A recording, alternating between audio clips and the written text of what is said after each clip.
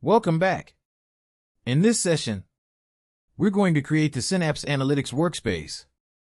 The Create Synapse Analytics Workspace wizard as shown here will nicely guide it through the information required to create the workspace. But I would like to quickly take you through the resources that will be created at the end of this process so that it'll be easier for you to answer questions in this wizard. As we know, we are creating the Synapse Workspace. The workspace needs a primary data lake storage Gen 2 account and a container in it. This container will be used to keep any workspace-related information. You can either bring in a storage account you already have or create a new one as part of this process. As we don't have a storage account already, we'll create a new one. The workspace will be assigned the role storage blob data contributor to the storage account so that it can manage the data returned to the storage account. All of these resources would have to be placed under a resource group in our subscription. In our case, we will be creating a new resource group for this in our subscription. Apart from these, everything about Workspace by default comes with a serverless SQL pool. We need to specify a SQL admin username and password to manage the serverless SQL pool. And also the serverless SQL pool is an Azure managed resource for which we need to specify a resource group which will be managed by Azure again. Please note that the provision resources such as dedicated SQL pool and Spark pool are not created by default. We'll create them from the workspace once the workspace has been provisioned. So that's everything we need to know for this deployment. Now, all of this might make sense to you right now, but don't worry, I'll become clear once we've created the workspace and looked at the resources created as part of this process. So let's switch over to the Azure portal and get started. Okay. Here we are in the Azure portal. Come over to the top left and click on Create a Resource. And now search for Azure Synapse Analytics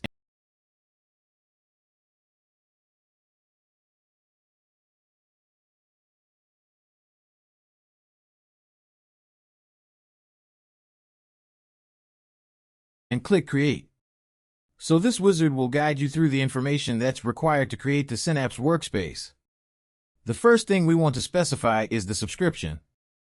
I've only got one subscription. If you're on a free tier or using your enterprise subscription, please choose the appropriate one that you want to use for this course. And the next one we want to specify is the resource group. So this is what we refer to as the user managed resource group. I don't want to use an existing one. I'm going to create a new one for this course so that once I've done the course, I can just go and delete all the resources underneath. So I am going to call this as Learn Synapse Step by Step RG. Now we will specify Managed Resource Group. So I'm going to call this one a Learn Synapse Step by Step Managed RG.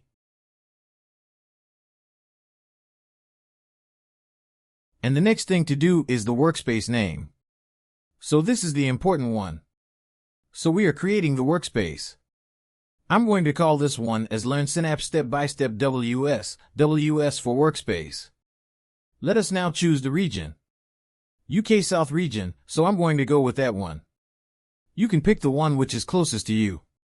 But one thing to bear in mind is actually some of the smaller regions and the newer ones don't seem to have support for everything. So for example, some of the newer ones don't seem to have support for mapping data flows or the Synapse data flows. So I would encourage you to choose UK South if you are in doubt. Otherwise, just pick any of the regions which is closest to you. The next thing is to pick the storage account, which is the Data Lake Gen 2 storage account. So as I said, this is the primary storage account we are going to attach to Synapse. You can attach any number of storage accounts, but this will be the primary one. So you can pick one from your subscription, which is already there. I've got quite a few, but I want to create a new one for this workspace itself. So I'm going to clear anyone here. It doesn't allow any hyphens or underscores or anything like that in the storage account. It has to be just numbers and alphabet. So I'm going to go with Learn Synapse Step by Step DL here. But you will notice here we are getting error, and this is because we haven't registered Microsoft Storage Resource with this subscription. So let's fix this issue. Search Subscription. Select the subscription. For my case, I will choose my subscription here. Now select the resource provider. And here you search for Microsoft Storage. You then select Storage Account.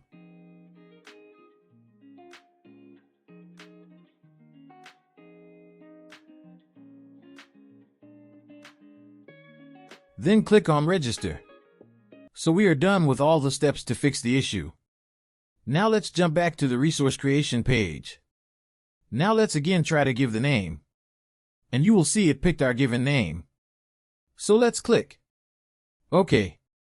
And the next one is the file system name. So this is the primary container to which Synapse Workspace will be writing information when it wants to keep something. But you can create any number of containers there.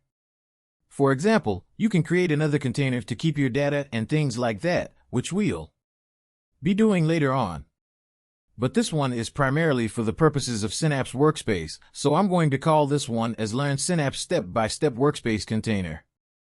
You can leave the tick here. What that means is actually it's going to assign you the storage blob data contribute role on the storage account. So that means you'll be able to access or manage the storage account. By default, it'll grant access to the workspace to have the storage blob data contributor role. So let's click through to security. As we said, we need to specify the SQL Server, admin, username, and a password. So I'm going to call this one as Synapse Admin. And let's give a password as well. OK. So you can leave this as default because we've created this storage account as part of this workspace that'll have the necessary access, and if you want to bring in your customer managed key to do the encryptions, you can do that here, but we're going to keep it simple and just disable that. Let's now click through to networking. So this allows you to put the Synapse Workspace behind the virtual network and restrict access to public. But we're going to keep it as it is. And under the firewalls, we've got the tick here to allow connections from all IP addresses. And leave that as it is. You probably wouldn't want to do that in your production level projects, but you want to leave it as is so that you can access the Synapse service from your Synapse Studio and things like that. But when you're doing production level projects, you want to untick this, and then you can allow the necessary IP addresses from the workspace, which I'll show you in a bit. So let's click through to tags, and if you want to give any tags, you could specify that. But I'm going to just click Next to review plus create.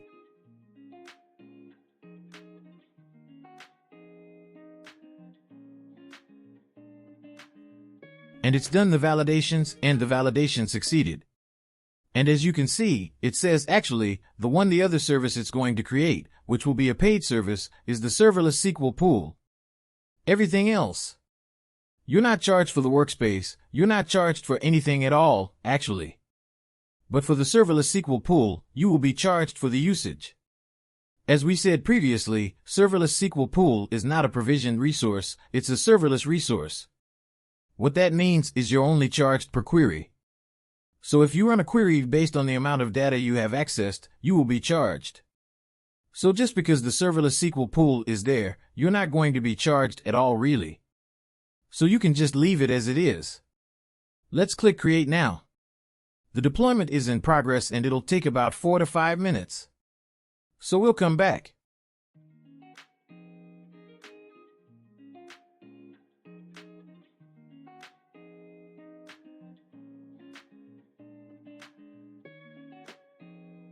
So the deployment's now complete and it took about 5 minutes to complete. And let's look at the deployment details. And as you can see here, it's created the Data Lake Gen 2 storage account and then it's created the container, WS container underneath that. And then it's created the workspace and it applied the firewalls to allow access from all IP addresses. And it's got the deployment resource as well. So it's done everything it needed to do. So let's now go to the resource group to see what resources are underneath that. And as you can see, we've got the Synapse Workspace and the Data Lake Storage Gen 2 account. And you will notice here we have the Workspace container that is Learn Synapse Step-by-Step WS container. Here. But then we discussed about the resources being created. We talked about the Azure Managed Resource Group as well. So let's see where that is. So I'm going to go back to Home and then look at my research groups and let me look for the Managed Resource Group there. So that is the Synapse Course Managed RG. So this is the one. So as you can see here, there are no resources listed in this page. That's because the resources are owned by Azure and we won't be able to see them. But one thing I've noticed is actually if you try to delete the resource group, then it tells you the resources within the resource group. So let's click on Delete Resource Group and then have a look. And as you can see, it's created a SQL server and a SQL database, which is the master database within the SQL server. So that gives us the connection to our serverless SQL pool. Let's not delete that one. But that's what's happened. So I just want to show you what's underneath both of the resource groups. So let's go back to resource groups. So the research group here is the managed research group, and the other one is the resource group, which is owned by us, and that's got the Workspace and the Data Lake Storage Gen 2 account. So that's the end of this session. In the next session, we'll navigate to the Workspace and have a look at what's in there. And also, actually, I'll give you a quick tour of the Synapse Studio. See you in the next session.